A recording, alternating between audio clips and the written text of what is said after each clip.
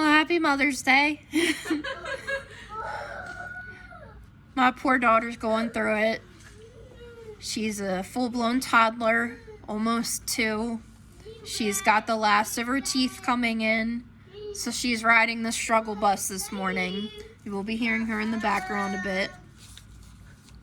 Before I get into the message, I just wanted to share a poem that my grandfather wrote.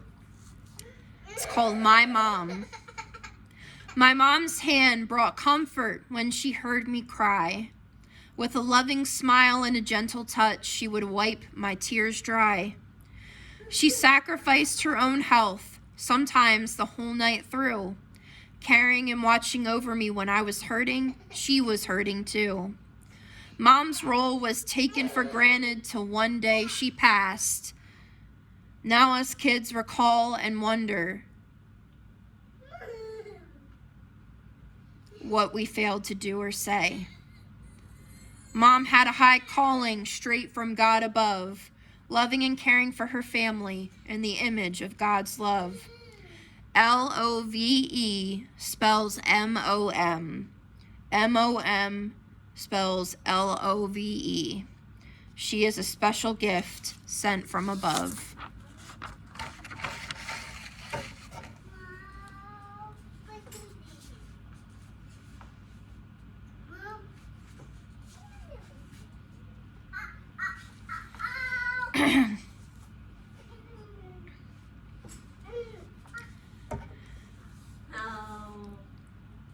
One of my favorite literary quotes that was taught to me by my high school English teacher was, "Best laid plans of mice and men often go awry." And it just so happened that the time that she taught it to us, there was a movie coming out, the movie version of the Phantom of the Opera, that me and my best friend wanted to see more than anything else. And the reason why those two things correlate, because every single time that we had a plan, something happened. The first time we went to go see it, because back in those days there was no app, and I didn't feel like, none of us felt like sitting through the phone call to hear the times, and that still didn't tell you if it was sold out, because the first time we went, it was sold out. The second time that we tried to go, one of us got sick. The third time, the other one got sick. The fourth time, a ride fell through. The fifth time, we had everything set. I slept over her house. We were going to see it the next day. And out of nowhere, what was supposed to be a flurry ended up being a blizzard. So we were under a state of emergency and couldn't go. And we're like, I don't think we're meant to see this movie, no matter how badly we want to. And every time something would happen, we'd look at each other or talk over the phone and say, like Mrs. Beatty said, the best laid plans of mice and men. When it finally happened, it was on a day where we did not even expect it to still be in theater. There was only maybe 2 or 3 showings left. But there were tickets. We got to see it. And there was no one else in the theater but us. So we got to sing all the songs at the top of our lungs. And it didn't matter. And it ended up not how we expected, but so much better. Sometimes best laid plans of mice and men that go awry don't end up that well. But see, the thing is, Proverbs 19, verse 21 says, "You can make plans, but the Lord's purpose will prevail." Sometimes our plans don't align with God's purpose. Sometimes they do, but just not in the way or at the time or with the people that we think it's going to. Mother's Day can be a very difficult day for a lot of people, whether it be that their mom has passed on, their relationship is strained, they had an abusive mother, whatever the case may be. Families don't look that generic, idyllic 50s, mom, dad, 2.5 kids, and everything's all great on the surface. A lot of families They're blended. They look different, but a lot of families now are even chosen. And that bond has become stronger than blood, and that does not make them any less of a family. Because while you might have been an unplanned child, I am one of those that was a surprise baby. Just because your parents may not have planned or expected you does not mean that's the same for God. God has a purpose for you. God has a plan for you. And even though those plans might not include being a mom or a dad or a surrogate parent or whatever the case may be, sometimes that happens. Some of us don't get to have that mother figure, and we find it in grandparents, uncles, aunts, our dads, our teachers, people in our life that fill that role as best as they can. It may not be what we planned, but there is purpose to it.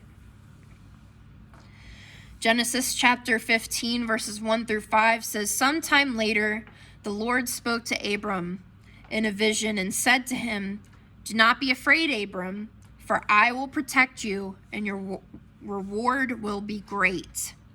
But Abram replied, 'O sovereign Lord, what good are all your blessings when I don't even have a son? Since you've given me no children, Eliezer of Damascus, a servant in my household, will inherit all my wealth.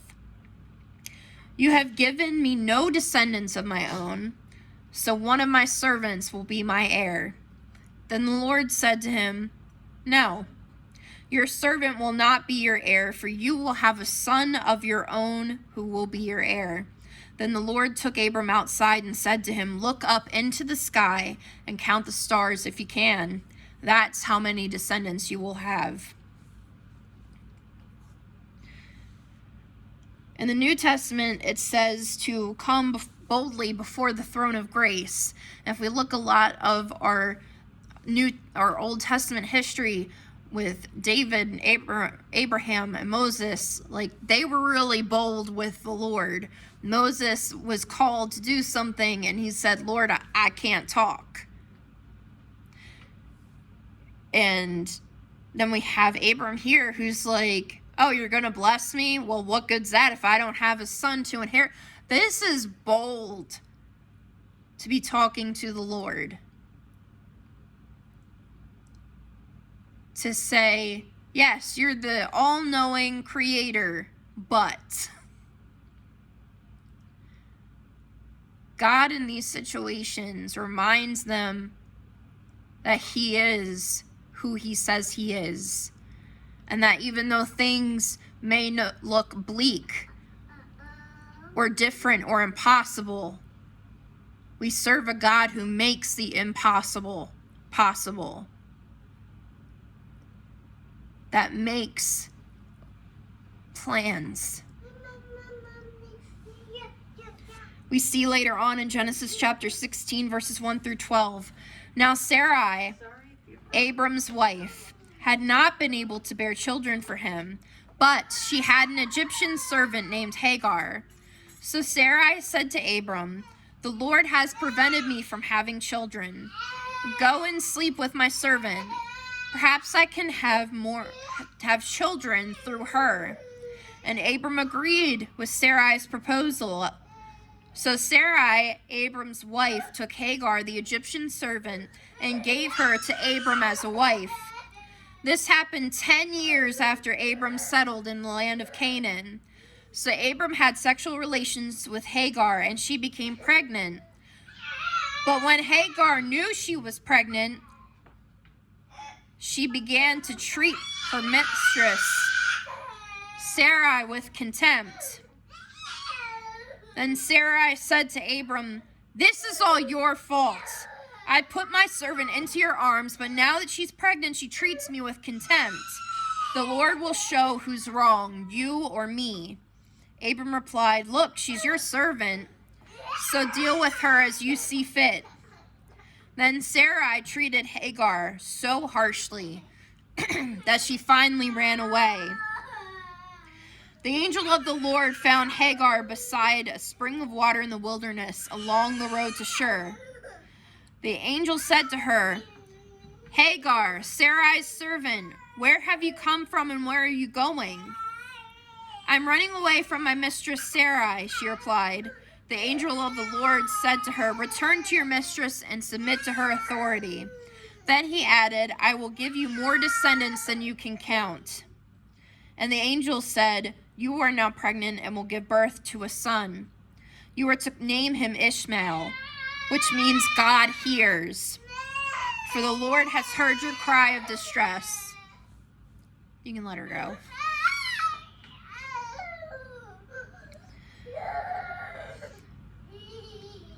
I'm sorry, I tried. Oh, no, you're totally fine. Growing pains. It's all part of motherhood.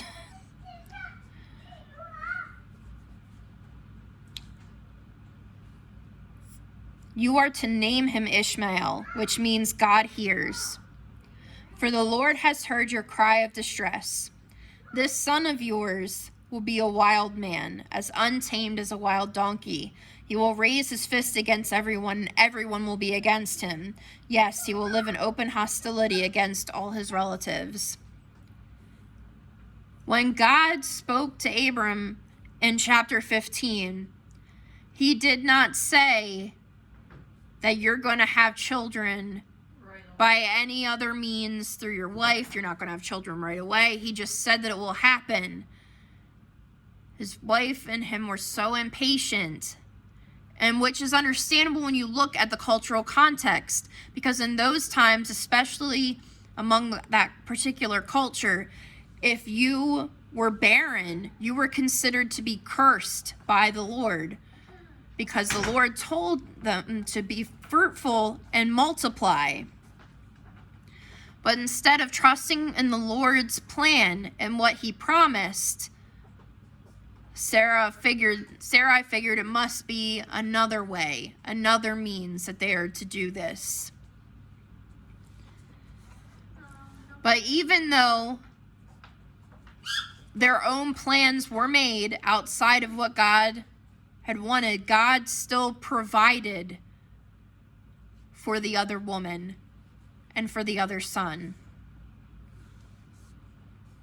Genesis chapter 18, verses 1 through 15 says, "The Lord appeared again to Abraham near the oak grove belonging to Mamre. One day, Abraham was sitting at the entrance to his tent during the hottest part of the day. He looked up and noticed 3 men standing nearby. When he saw them, he ran to meet them and welcomed them, bowing low to the ground. 'My lord,' he said, 'if it pleases you, stop here for a while. Rest in the shade of this tree while water is brought to wash your feet. And since you've honored your servant with this visit, let me prepare some food to refresh you before you continue on your journey.' 'All right,' they said. 'Do as you have said.' So Abraham ran back to the tent and said to Sarah, 'Hurry, get 3 large measures of your best flour, knead it into dough, bake some bread.' Then Abraham ran out to the herd and chose a tender calf and gave it to his servant, who quickly prepared it. When the food was ready, Abraham took some yogurt and milk and roasted the meat and served it to the men. As they ate, Abraham waited on them in the shade of the trees. 'Where is Sarah, your wife?' the visitors asked. 'She's inside the tent,' Abraham replied. Then one of them said, 'I will return to you about this time next year, and your wife Sarah will have a son.' Sarah was listening to this conversation from the tent. Abraham and Sarah were both very old by this time, and Sarah was long past the age of having children. So she laughed silently to herself and said, 'How could a worn-out woman like me enjoy such pleasure, especially when my master, my husband, is also so old?' Then the Lord said to Abraham, 'Why did Sarah laugh? Why did she say, "Can an old woman like me have a baby?" Is anything too hard for the Lord?' I will return about this time next year and Sarah will have a son. Sarah was afraid, so she denied it, saying, I didn't laugh. But the Lord said, no, you did laugh. And there are times when the Lord presses something on our heart, whether it's something to do, something to strive for, or something to quit, whatever the case may be. There are times where we laugh and we're like, yeah, I don't see that happening. But God has other plans. And sometimes when we have those ideas that God gives us, sometimes it's the opposite end of the spectrum and you can't wait to get started, even though God's revealing to you a little bit at a time and he wants you to wait. The thing is, we cannot force God's plan, and we need to stop putting his promises on our stopwatches. I am 1 in 4 women who has experienced miscarriage. I am very lucky to have my rainbow baby that is currently running around the sanctuary, which is completely fine. Because sometimes I have learned as a parent, you gotta pick your battles. And ones that seem like a big deal, a lot of times they aren't. But there are many women who try and still don't get to have that baby from their own means. Sometimes they end up being a surrogate parent, getting a surrogate parent, getting someone adopted, fostered, whatever the case may be. And while that pain is still there, God uses other people and situations and the plans that he has to help heal us.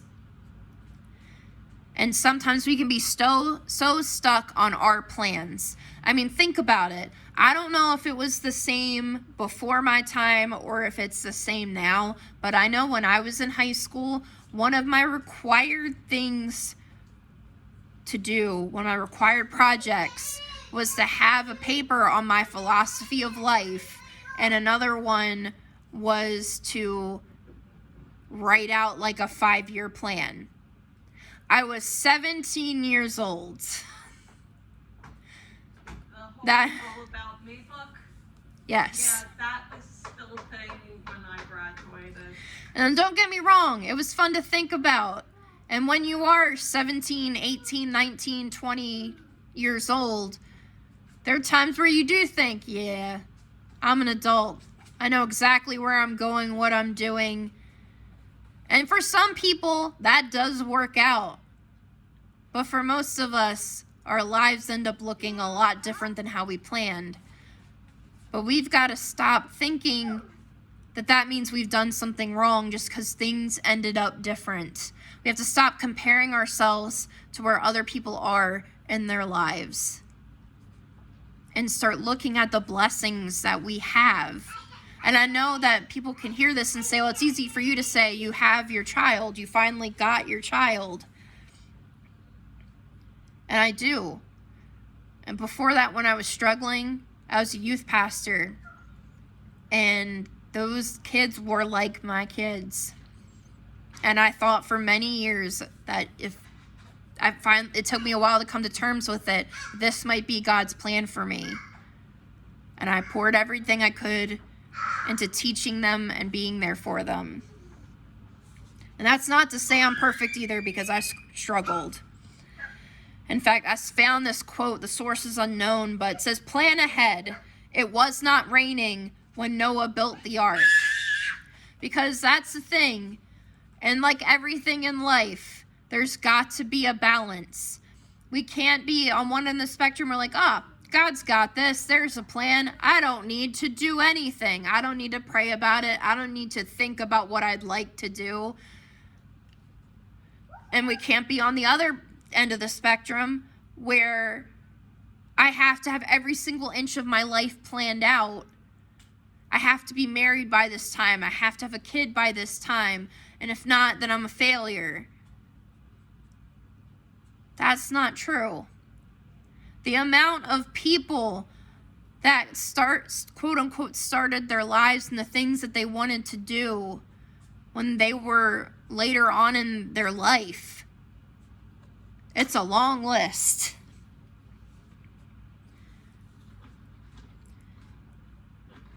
A story was written by Kay Hughes that says, some years ago, a young man approached the foreman of a logging crew and asked for a job. That depends, replied the foreman. Let's see you fell this tree. The young man stepped forward and skillfully felled a great tree. Impressed, the foreman exclaimed, start Monday. Monday, Tuesday, Wednesday, Thursday rolled by, and by Thursday afternoon, the foreman approached the young man and said, you can pick up your paycheck on the way out today. Startled, he replied, I thought you paid on Friday. Normally we do, answered the foreman, but we're letting you go today because you've fallen behind. Our daily felling charts show that you've dropped from first place on Monday to last on Wednesday. But I'm a hard worker, the young man objected. I arrive first, leave last, and even have worked through my coffee breaks. The foreman, sensing the boy's integrity, thought for a minute and then asked, have you been sharpening your axe? The young man replied, I've been working too hard to take the time. And it's so easy to look at that, to hear that, and laugh. But how many times do we get buried in our work, whether it's work for the Lord in the ministry, whether it's our actual job, whether it's working at a hobby or a craft, or starting a family, becoming, starting an acting career, writing, whatever the case may be. We have to remember to take time, to pause, to be still and know that He is God, to reflect on the plans that He has for us, to relax, to rest in the fact that God has plans for us, to be in that moderate way of acting where you're not working so much that you're ignoring God's plan and opportunity. Because if doors and windows are being shut and slammed left and right, the Lord is trying to tell you something, and that's not to take a ball-peen hammer and bust out the room. It's to look for the exit that's wide open into your next adventure, whatever that may be. Sharpening our axe is just as, if not more important than fulfilling the purpose that we've been called to do. Because we can make plans. We can pray about God's plans for our life.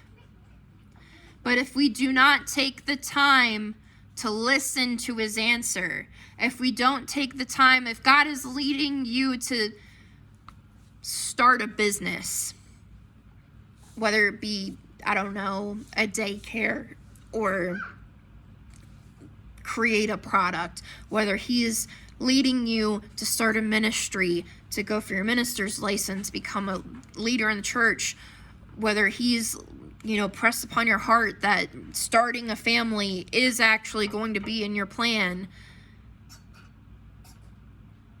you have to prepare.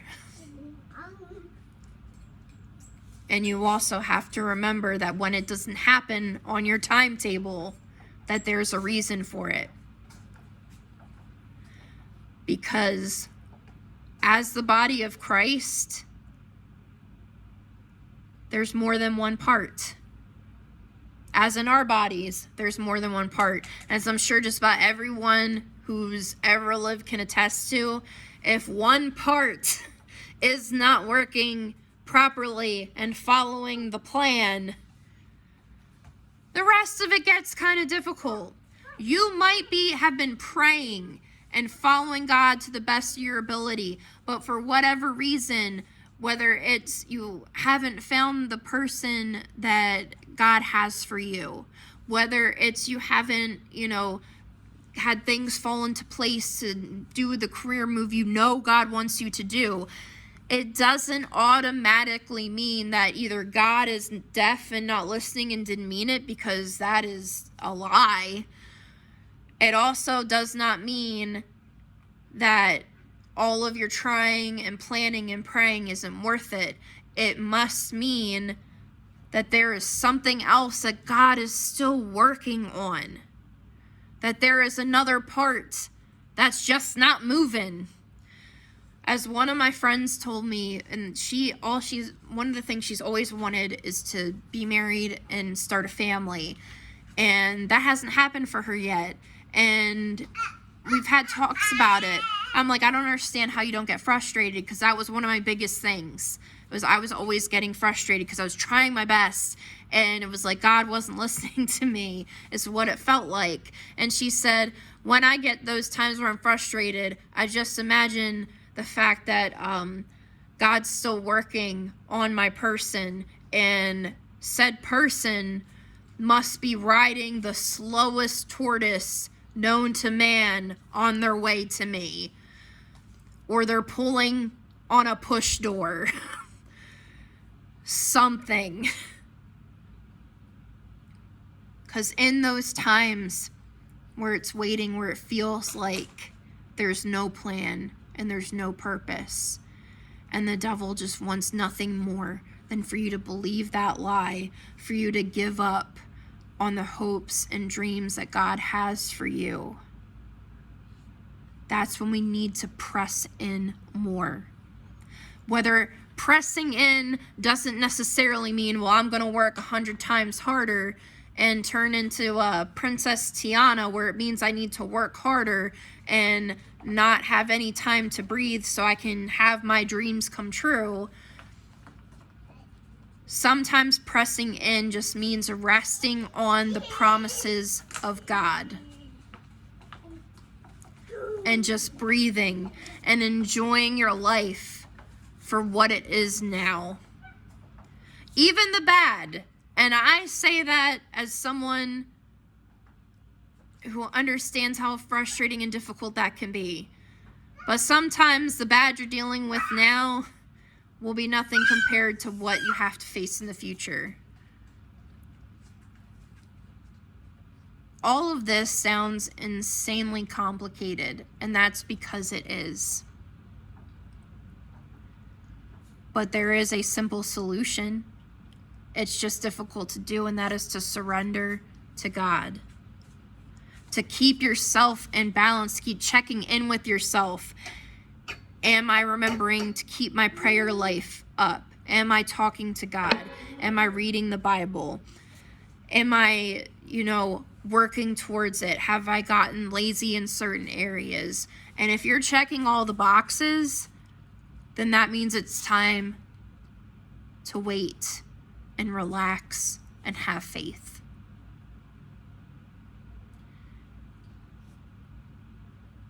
And I am beginning to understand that even more so now with my little Lydia. Because she is all that I have ever wanted and so much more than I hoped for. And I convinced myself that it was never going to happen. And while I recognize that I'm incredibly blessed that it happened naturally, there are other things that I had hoped for that turned out differently than I expected. And God had to teach me repeatedly to open my eyes to His plan and His provision, and to recognize His blessings.